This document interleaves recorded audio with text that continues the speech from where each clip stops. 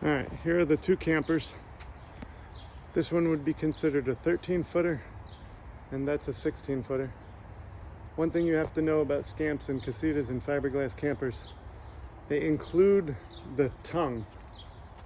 So a 13-foot scamp or a casita has only a 10-foot box, the box being the part that you live inside of. A 16-footer has a 13-foot box because they're counting the 3 feet for the tongue.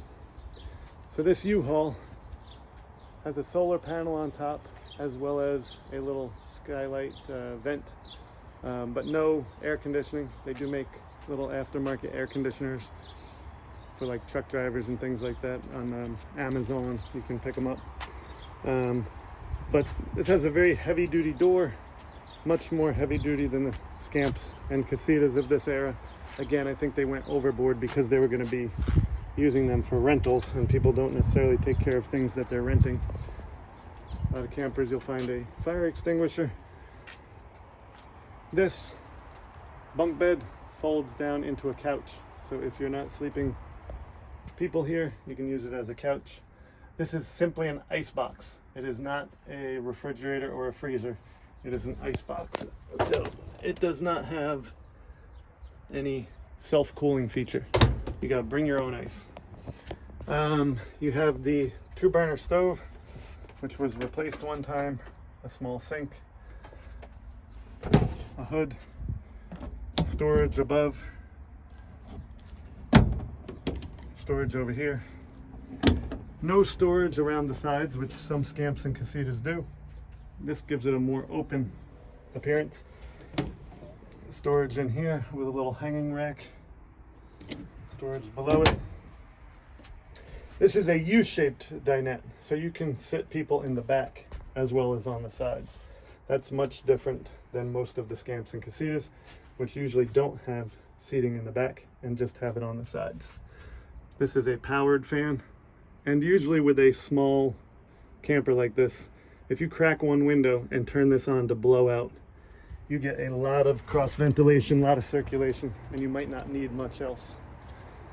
Now this casita is going to be very similar in design, but it will have a bathroom.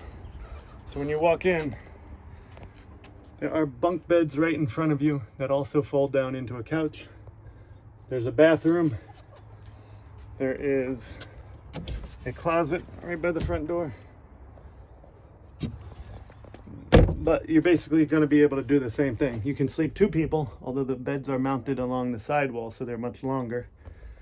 And then you have the big bed or the dinette. You have a 2-burner stove, which is a bit older, a sink, DC and LPG, LPG being liquid propane gas. So this refrigerator does refrigerate. It has cooling mechanism, unlike the other one, which is just an ice box. This is where people would normally put the microwave. You have some storage in and around and above the dinette, which the U-Haul one did not have storage above the dinette. Made it a little bit more open. You have storage under this table. Here's the bathroom. If you need to make a nighttime pee-pee, shower, if you're planning on staying somewhere for a long time or boondocking where you don't have access to a campground's facilities. Here is the closet. There's the rod you hang your clothes from.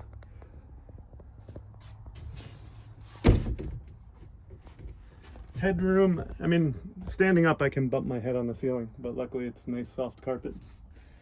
Let me go check the U-Haul. I forgot to examine the headroom situation. See how it feels in the U-Haul. The U-Haul feels taller.